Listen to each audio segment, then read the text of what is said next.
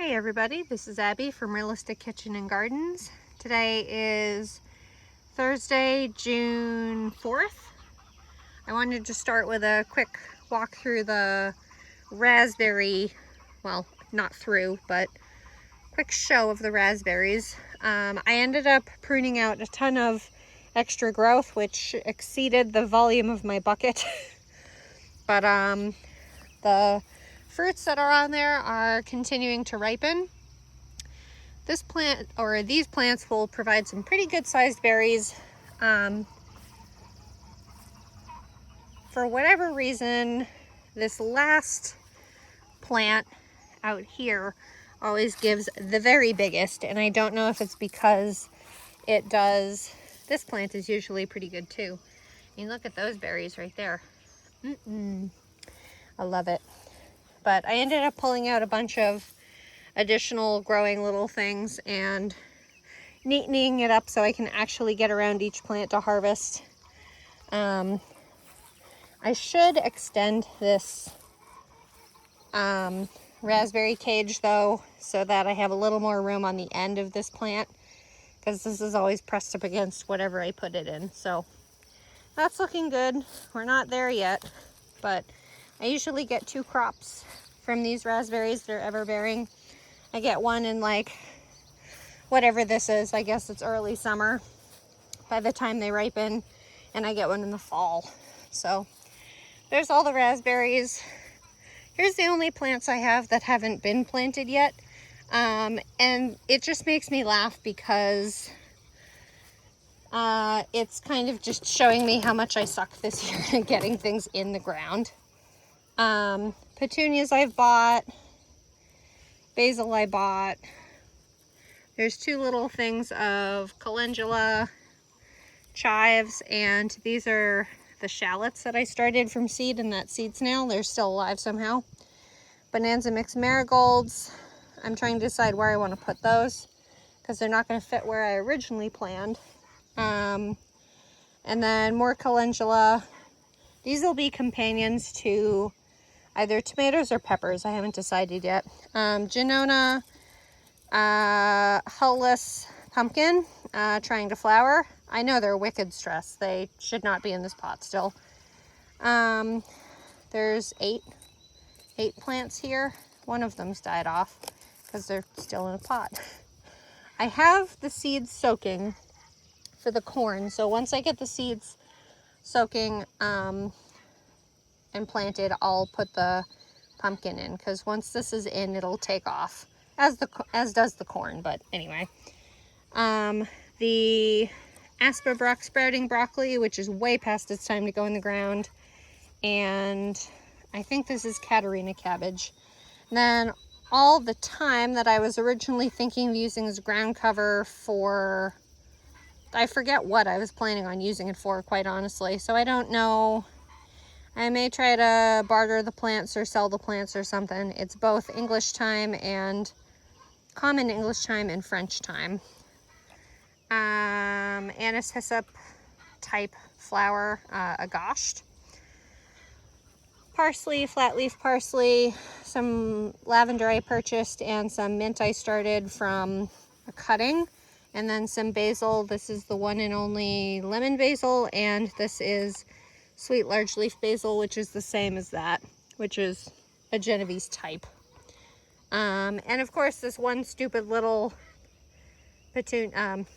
viola that for some reason survived, and it's flowering in that teeny tiny little spot, the poor thing. Update on the birdhouses while I make my way down here, I guess. I know there's bluebirds nesting in that far back one. I've seen that. There's catbirds, or there's mockingbirds that have been frequenting the garden in general. They must have their nest along in those shrubberies there somewhere, but I'm not sure where. There's also a ton of robins that are in my garden. You'll see, I mean, there's one on top of the gate now. Blueberries are looking good. Recently trimmed. They were fertilized this spring, and they're just growing. This is the second season I have them, so we'll see. I did pull out a few of the strawberry plants here. I removed 5 of the like probably 10 or 12. So there's one here still, one there, and then there's like 3 scattered right there, and one last one right by the stake. So that's all that's there now. And I moved the others into a row as previously discussed. The weather lately has been a little wacky. We had a week of straight rain, and then this week has been hot and dry. Like today is a high of 83, which to be fair has been the coolest of the days. Oh, you look sad. You need watered. Nothing new there. So we'll make our way. I have done a little bit of work. I feel like there's just so much bloody work to do in here, and I don't have the time. It's like I have to choose one task to do each night and hope I get it finished for the next day. But I think I'm pretty much done. This row looks very empty right now because all the plants are so young. You can actually see on that birdhouse down there is, I think they're mockingbirds. They're definitely not catbirds, but there's a parent and a youngster and they're mimicking calls. Century Star watermelon, which is a triploid seedless type. Oh, I wonder if I'll be able to see it. I put in my Oyas, which are just these clay pots that I fill with water, and it evenly distributes water through the soil to keep everything evenly moist. I seeded a new little spot of Century Star watermelon. That one had died off for whatever reason. Another Century Star that I had originally this is Ace Pollinator, which is the one that obviously helps pollinate Century Star. Another Oya. I've been finding a ton of little baby tomatoes, which I think is hilarious. And another seeding of Century Star. Or three new seedings of Century Star, 1 transplant of Century Star, and 1 transplant of Ace Pollinator. And I seeded 1 more Ace Pollinator here. We'll see. It's getting a little late to be seeding out watermelons. I can't remember how many days this variety is though. The path between, or the little walkthrough between my trellises, and then Hannah's Choice cantaloupe, one that I transplanted. They've been doing pretty well. Another Oya, one here,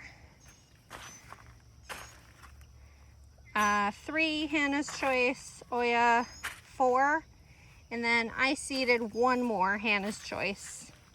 I originally intended to do, I think 3 and 3 or 3 and 2 or something like that, and it just didn't work out well. I don't know if I just can't do math or what, but anyway, so this is where the last one is. There's a little bit of a gap here, which probably was where I wanted to put my zucchini, but I changed my mind.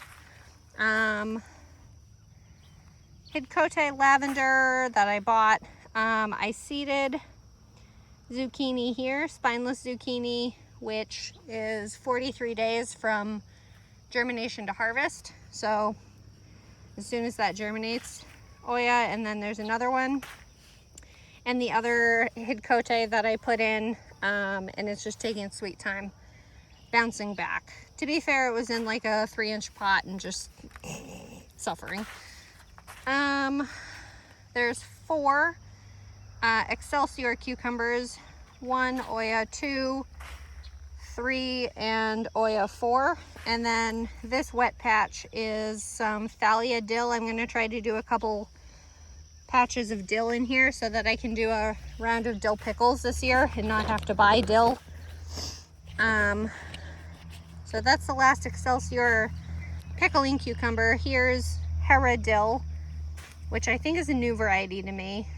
Ceres butternut squash. These things are like really starting to kind of dig their roots in and get going. And then I lost one cucamelon, but there's the other one which double seeded anyway. So we'll see if that makes it. It doesn't seem very happy there. And then Summer Dance slicer cucumber, which did phenomenally last year. Oya, and then Telegraph slicer cucumber, which I have attempted to grow in the past, but it didn't go very well. And oh, this is the new variety of dill. I have attempted Hera. I have a difficult time with dill.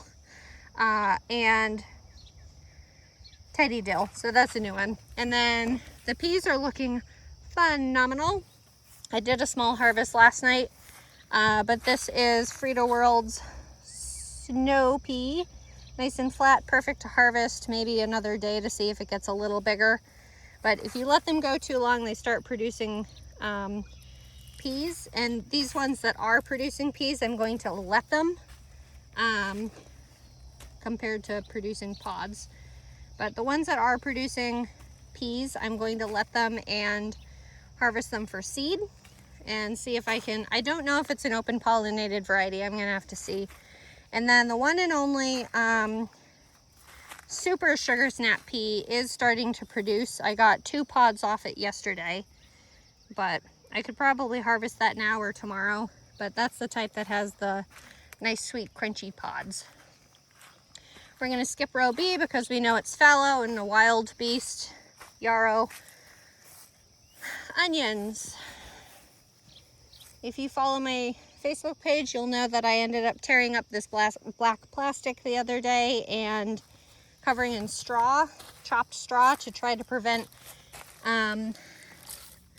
too much weed growth. But they're starting to size up. This is a sweet white variety, Sterling. It's not a sweet, purposely sweet, but white onions are sweeter. And then there's, I think it's Red Wing, red onion. They're not bulbing up quite as much yet, but they're getting there. Hot, hot. One day I'll remember to wear shoes walking on my garden path during the day, but today is not that day. And then these are all Patterson yellow storage onions. The way I have to pull the black plastic off, obviously, is up over the greens, so they get shredded up a little bit. It's the only way to do it. I really should do it maybe 2 weeks to a month earlier than I have this year. Last year I did it after some of the onions were showing heat stress. Because if they're in contact with the black plastic, then you get all the heat on the plant, where if there's a little bit of room, which there should be,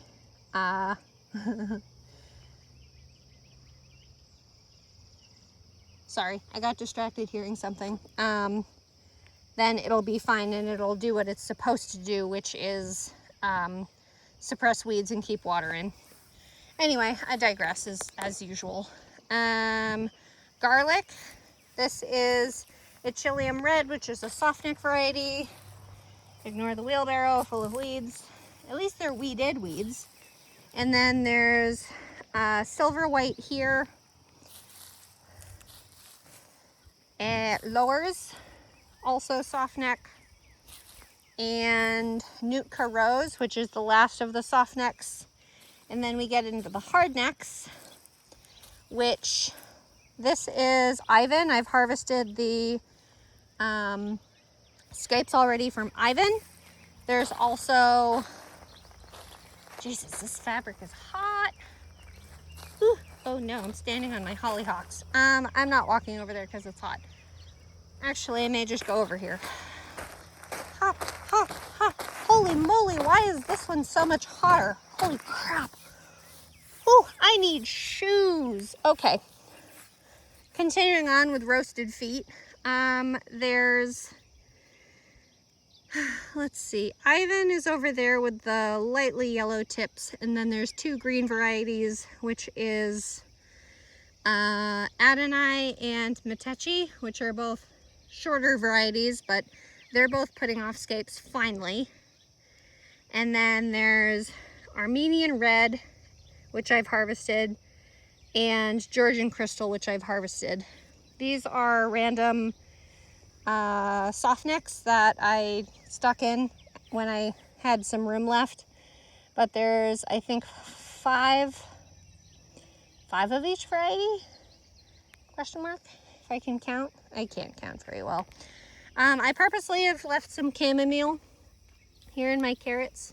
Chamomile. There's a couple, 2, 3, whatever. And then this is Berlin carrot. They're probably time-wise ready. Ooh. Shall we do a carrot poll? Dare I do? Ooh. They might actually be ready. Let's try. Let me switch hands so I have my properly dominant hand. Oh, you turd. I should have known. Well, they are shouldering, so I either try another one or just let you guys down with that crappy one. I guess I'll try this one.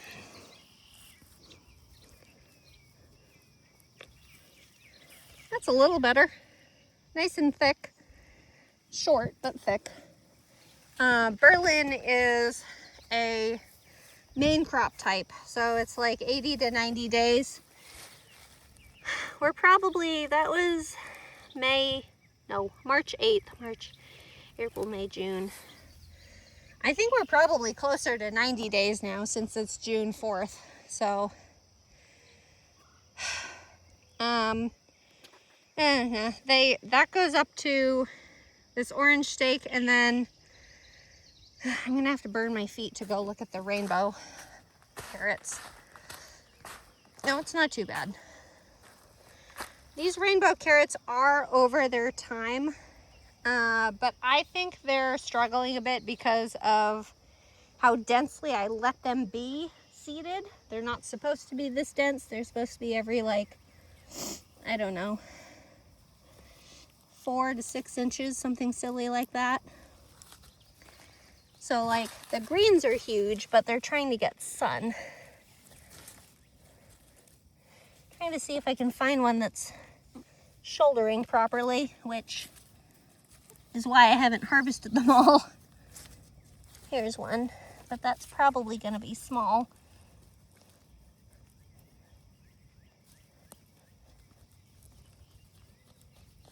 There we go. Oh, that's not bad. Look at that. Woo. So this is a rainbow blend of orange, yellow, purple, and white. There are technically red carrots, but not in this blend. So I'm gonna have to keep an eye on. Ooh, you're gonna go to flower. You're not happy about that. What are you? I don't know. Probably a white one. And these are definitely all carrots. Because whenever I think of white roots, I get concerned about poison hemlock, but the stems are all hairy and there's no purple splotches. So I seeded them. I know they're carrots.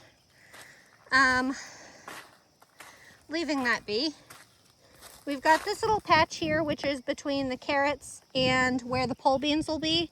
The temporary trellis fell down and got broken a little bit, so we're gonna have to repair that before I get my green beans in. But this little section has some hollyhock coming up. Summer carnival hollyhock. I don't know if they're annual or perennial, but that's where I'm at. I guess since I'm staying, doesn't really matter. I need to water those better.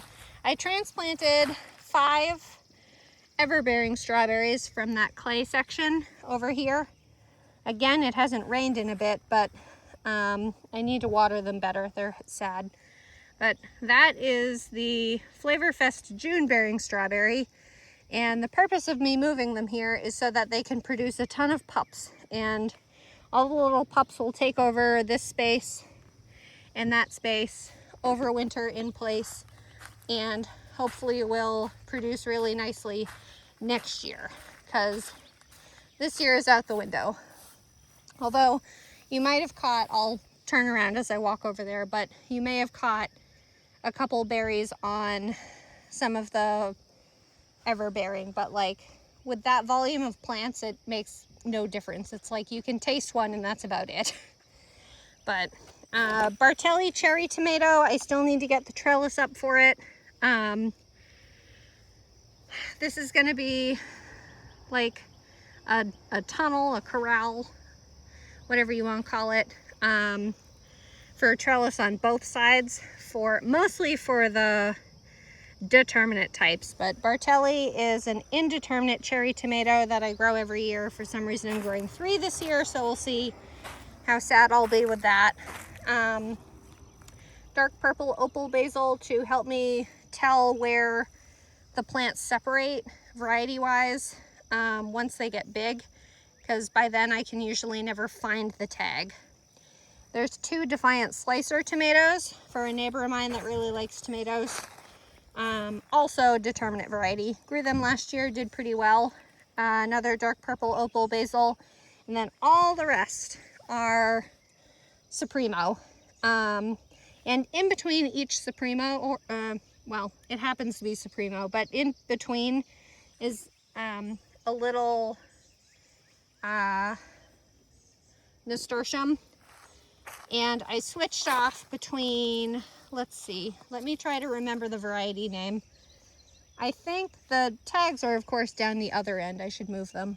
I'm pretty sure it's Purple Emperor, which is a vining variety, and Gleam Mix. The butterscotch variety only produced 1 or 2 in the seed snails, but these plants have already gotten bigger. They've already kind of stretched out and are relaxing into their space. There's one that might not make it because when I was going back and planting the nasturtiums, I forgot how angled that plant was, and I partially snapped the stem. This is that one. This also happens to be the first of the seed snail Supremos. So all these Supremos are the ones that were in pots as traditional. But these are the ones in the snails. And I think they're about the same at this point. I mean, you see that one and that one. These ones are flowering now. Not that they should be, but they are. I mean, they're a little darker green, maybe, but they've all been fertilized at the same time when they were put in the ground. So if that one doesn't make it, I may just leave it open and put ooh, I like that idea. I'll do that. That sounds easier. I'll put a big marigold variety in there. I was thinking of, because there's, I think, 3 Martino's Roma down there that I bought from a local vendor. I was thinking of moving that last Supremo over to that dead one wherever it is, and then moving that last Martino's Roma up a spot, but I don't think I'll do that.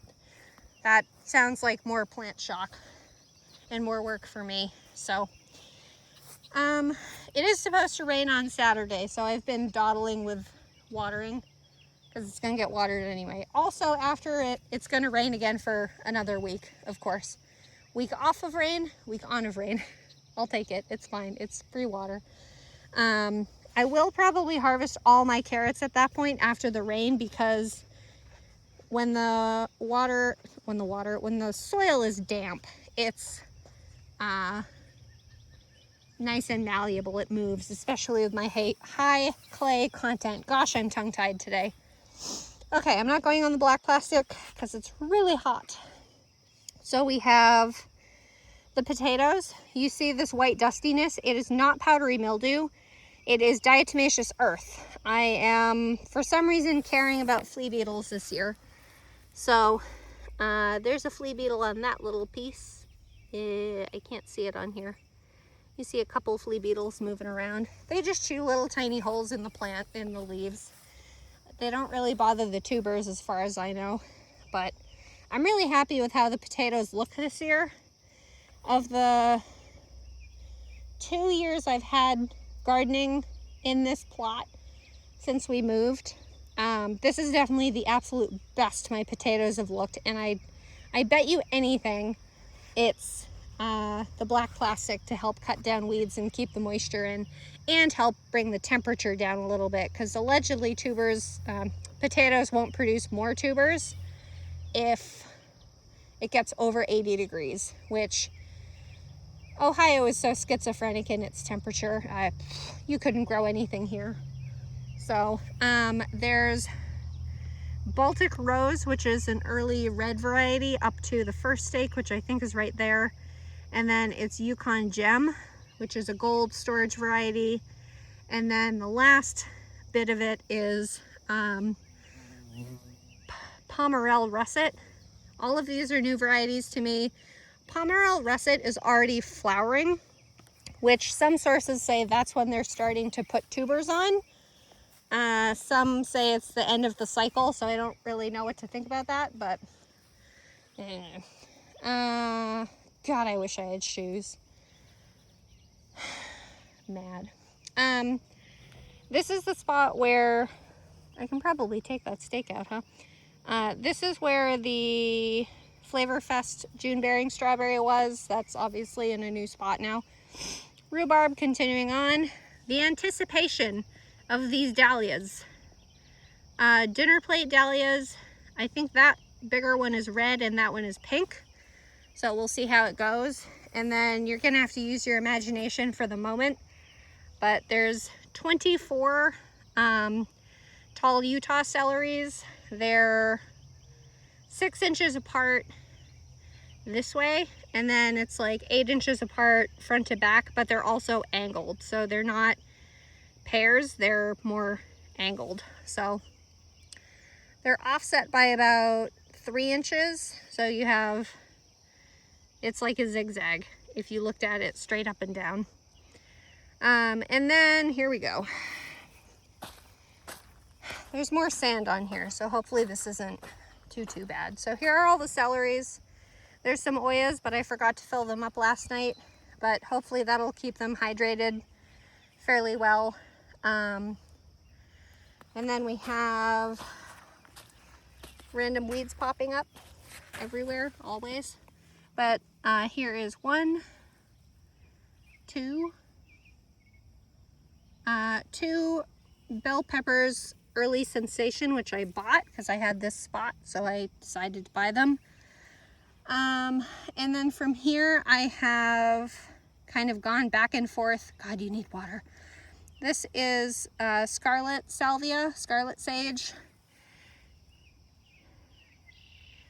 That looks like a scarlet. That might be a blue better salvia. And then there's snapdragon. So it's salvia, snapdragon, salvia, snapdragon.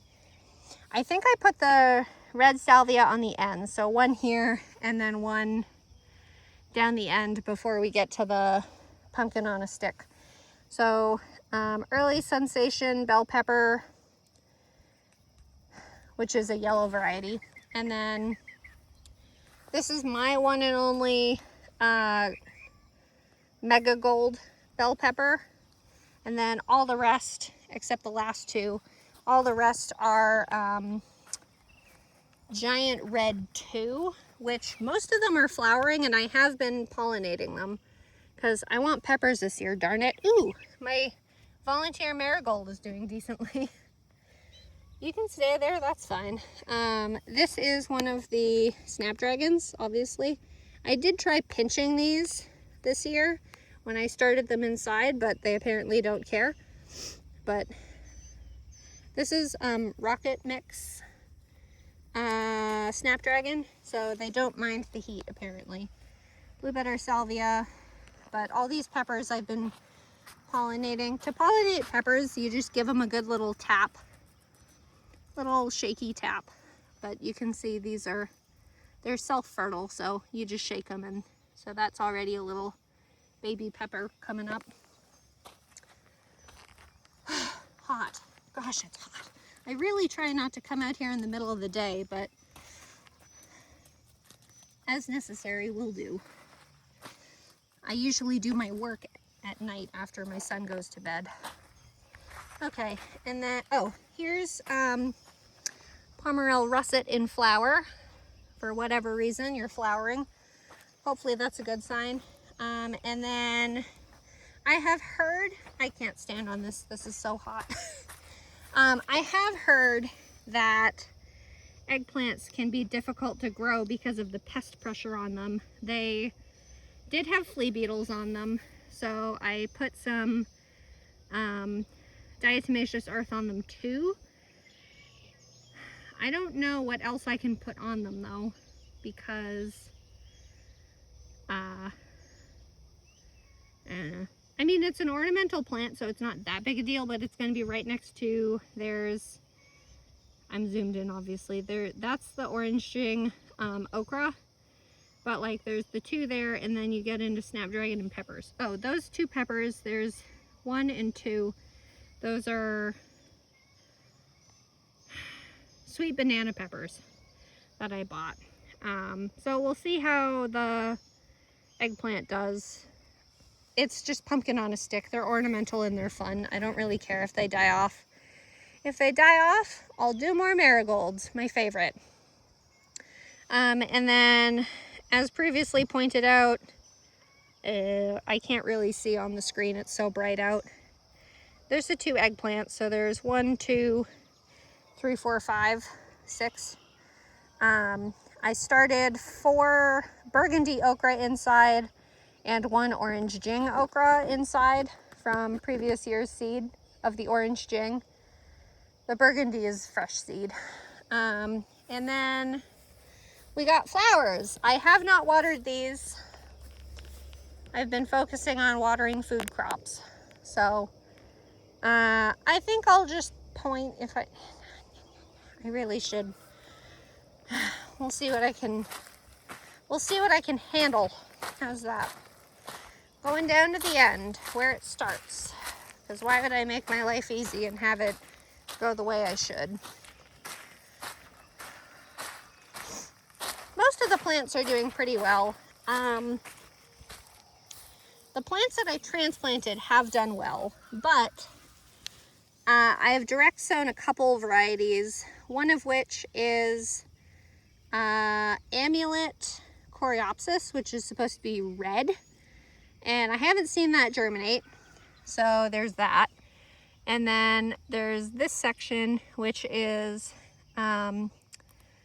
Cherokee Sun Rudbeckia, also called Black-Eyed Susan. That's orangey. Haven't seen that either, unless it's up now and I haven't seen it today, yesterday, whatever. Again, I haven't been great at watering this stuff. I don't think that's the fun part about these sections, is there's stuff back growing that I haven't weeded out yet, so I don't think there's any, because it almost looks like borage to me. And then this is transplanted giant marigold. There's orange marigold on this side and giant yellow on that side. Deft Blue Nigella, which is a soft blue. I direct seeded that April 15th. And then borage, I ended up getting lazy and buying some plants. So they're up and they're flowering and they look like shit because it's borage. To be fair, they were really pot bound and I probably shouldn't have paid $4 per plant for them, but here we sit. But if you've never seen borage, there you go. I mean, it's pretty and it's allegedly edible, kind of similar to, like taste-wise, it's supposed to be similar to cucumber, but I can't stand the hairs on it. Ooh. This is iron purple stalk, and it's starting to flower. Beautiful. I love that color. It's not as dark as I thought, and I'm kind of surprised to see yellow at the tips. It makes me think of a brassica flower, like a cabbage or whatever. And then here is some direct sown, very small Cosmos. Cosmos are darn near fail proof. This is Dwarf Sensation Mix. So it's pinks and a couple pinks and some white, and they'll get like 3 feet tall or so instead of the 4 to 5 feet. These were direct sown on May 20th.